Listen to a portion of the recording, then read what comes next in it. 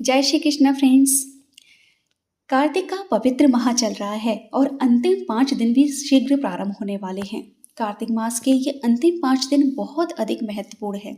यदि किसी कारणवश आप कार्तिक स्नान नहीं कर पाए हैं, आपने दीपदान नहीं किया है, तो ये अंतिम 5 दिन इतने अधिक महत्वपूर्ण हैं। इसमें कुछ ऐसे कार्य हैं, यदि आप उनको करते हैं तो आपको संपूर्ण कार्तिक मास में स्नान करने का फल प्राप्त होता है। आज की ये वीडियो बहुत महत्वपूर्ण होने वाली है। आज की इस वीडियो में हम जानेंगे भीष्म पंचक व्रत की विधि और महिमा। साथ ही कार्तिक मास के अंतिम 5 दिनों में आप कौन कौन से कार्य करें जिससे आपको अधिक से अधिक पुण्य फल की प्राप्ति हो। तो वीडियो को एंड तक जरूर देखिएगा। वीडियो अगर आपको पसंद आए तो वीडियो को लाइक और चैनल को सब्सक्राइब जरूर कर दीजिएगा। देव उठनी एकादशी से लेकर कार्तिक पूर्णिमा तक के ये 5 दिन बहुत अधिक महत्वपूर्ण हैं। यूँ तो अगर आपने शुक्ल पक्ष शुरू हो जाता है हमारा दीपावली के बाद से, आप चाहे तो इन अंतिम 15 दिनों में भी कार्तिक स्नान कर सकते हैं। लेकिन यदि इनमें भी ना कर सकें आप, तो अंतिम 5 दिन बहुत अधिक महत्वपूर्ण है। ये 5 दिन भीष्म पंचक के नाम से भी जाने जाते हैं। इसमें भीष्म पितामह के प्रति तर्पण भी किया जाता है।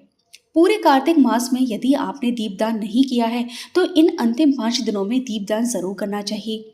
अपनी अगली वीडियो में आपके साथ शेयर करूंगी वो कौन कौन से दीपदान हैं जो आपको कुछ प्रमुख जगहों पर ज़रूर करने हैं और किस प्रकार से करने हैं, कितनी बाती का दीपदान करना है, इसकी जानकारी मैं अपनी अगली वीडियो में आपके साथ शेयर करूंगी। तो कार्तिक के इन 5 दिनों में सबसे पहले तो व्रती को चाहिए कि वह 5 दिन का व्रत रखे। पूरे कार्तिक मास में यदि आपने स्नान नहीं किया है और संपूर्ण कार्तिक मास के स्नान का फल यदि आपको प्राप्त करना है तो 5 दिन व्रत जरूर करना चाहिए। व्रत ना कर सके तो भगवान के निमित्त दीपदान और प्रातःकाल ब्रह्म मुहूर्त में स्नान तो जरूर ही करना चाहिए। इस समय पे यदि संभव हो तो गंगा या यमुना में जाकर स्नान जरूर करें।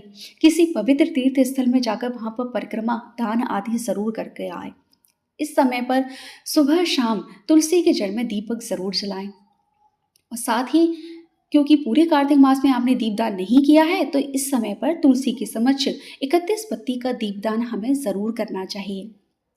कार्तिक मास के इन 5 अंतिम दिनों में भगवान विष्णु के निमित्त, भगवान शिव के निमित्त, तुलसी माता के निमित्त, गंगा जी के निमित्त, इन सब के निमित्त आपको दीपदान जरूर करना चाहिए। कुछ पवित्र पेड़ है जिनकी जड़ में भी यदि आप दीपदान करें तो बहुत अधिक पुण्य फलदायी है। जैसे कि पीपल के पेड़ की जड़ में आप पितृदान कीजिए। इसके साथ ही आप आंवले के पेड़ की जड़ में दीपदान कीजिए, तुलसी की जड़ में दीपदान कीजिए। तो ये वो पेड़ हैं जिनकी जड़ में आपको दीपदान कार्तिक के इस अंतिम 5 दिनों में ज़रूर करना चाहिए। गाय को चारा खिलाकर आइए। एक दीपदान हमें गौशाला में जाकर भी ज़रूर करना चाहिए और गौशाला में जाके थोड़ा यदि दान कर सके तो वो भी उत्तम है। कार्तिक माह की शुक्ल पक्ष की एकादशी तथा पूर्णिमा तक, जैसा कि हमने जाना कि भीष्म पंचक व्रत किया जाता है। इस विषय में पौराणिक कथा इस प्रकार है। महाभारत के युद्ध में बाण सैया पर सोए हुए महात्मा भीष्म ने जब राजधर्म, मोक्ष धर्म और दान धर्म का वर्णन किया तो उसे श्री कृष्ण सहित पांडवों ने भी सुना। उसे सुनकर प्रसन्न होकर श्री कृष्ण ने कहा कि हे भीष्म, तुम धन्य हो, धन्य हो, तुमने धर्म का स्वरूप हो जो तुमने इस तरह से हमें सुनाया है। कार्तिक मास की एकादशी को तुमने जल पानी की याचना की और अर्जुन ने बाण को भेद कर गंगा जल प्रस्तुत किया, जिससे तुम्हारे तन, मन और प्राण संतुष्ट हो गए। अतः आज से लेकर पूर्णिमा तक सब लोग तुम्हें अर्घदान से तृप्त करेंगे और मुझको प्रसन्न करने वाले इस भीष्म पंचक नामक व्रत का पालन प्रतिवर्ष करते रहें। अतः निम्न मंत्र को सत्य भाव से पढ़कर महात्मा भीष्म के लिए तर्पण करना चाहिए। यह भीष्म तर्पण प्रतिवर्ष करना सभी वर्णों के लिए श्रेष्ठ है। सत्यव्रताय शुचये गांगे आय महात्मने भीष्मा एतद ददात्म्य धर्मया जन्म ब्रह्मचारिण्ये। इस मंत्र को बोलते हुए भगवान भीष्म के प्रति आपको तर्पण करना है, अर्थात आजन्म ब्रह्मचर्य का पालन करने वाले परम पवित्र सत्यव्रत परायण गंगा नंदन महात्मा भीष्म को मैं अर्घ्य देता हूँ। जो मनुष्य निम्नलिखित मंत्र से भीष्म के लिए अर्घ्यदान करता है वह मोक्ष का भागी बनता है। अर्घ्य देते समय कहें कि जिनका व्याघ्रपद गोत्र साकृत प्रवर है उन पुत्र रहते भीष्म वर्मा को मैं जल देता हूँ। पशुओं के अवतार शांतनु के पुत्र आजन्म ब्रह्मचारी भीष्म को मैं अर्घ्य देता हूँ। जो मनुष्य पुत्र की कामना से स्त्री रहते भीष्म पंचक व्रत का पालन करता हुआ तर्पण और अर्घ्य देता है वह 1 वर्ष के भीतर ही पुत्र प्राप्त करता है। वह यह महापुण्य व्रत महापातकों का नाश करने वाला है। अतः प्रत्येक भारतीय को प्रयत्न पूर्वक इसका अनुष्ठान करना चाहिए। अर्घ्य देने के उपरांत पंचगव्य सुगंधित चंदन के जल, उत्तम गंध व कुमकुम के द्वारा भक्ति पूर्वक सर्व पापाहारी श्री हरि का पूजन करें। 5 दिनों तक भगवान के समीप अखंड दीप जलाते रहें। देवादिदेव भगवान के लिए उत्तम नैवेद्य का निवेदन करें। पूजा अर्चना और ध्यान नमस्कार के पश्चात ओम नमो भगवते वासुदेवाय इस मंत्र से 108 बार जाप करें। प्रतिदिन प्रातः व संध्या वंदन करके पूर्ववत 108 बार मंत्र जप करके भूमि पर शयन करें।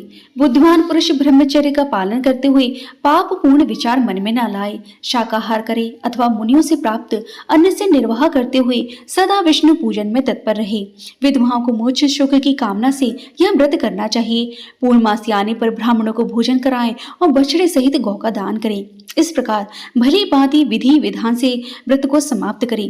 एकादशी से लेकर पूर्णिमा तक 5 दिनों का भीष्म पंचक व्रत समस्त भूमंडल में प्रसिद्ध है। अन्न ग्रहण करने वालों के लिए यह व्रत नहीं है, क्योंकि इन 5 दिनों में अन्न का ग्रहण करना निषेध है। इस व्रत का पालन करने से भगवान विष्णु शुभ फल प्रदान करते हैं। पद्म पुराण में भीष्म पंचक व्रत की महिमा का उल्लेख है। एकादशी से लेकर पूर्णिमा तक लगातार 5 दिनों में भगवान के समीप रात दिन दीपक जलाए रखें। प्रतिदिन 108 बार ओम नमो भगवते वासुदेवाय मंत्र का पाठ करें। प्रतिदिन सायकाल में संध्या उपासना करते हुए जप करते हुए व्रत का पालन करते हुए पृथ्वी पर शयन करें। एकादशी से भगवान विष्णु का पूजन करके उपवास रखें। फिर द्वादशी को व्रती पुरुष भूमि पर बैठकर मंत्रोच्चारण के साथ गोमूत्र का पान करें। त्रयोदशी को दूध पीकर रहे। चतुर्थी को दही का भोजन करें।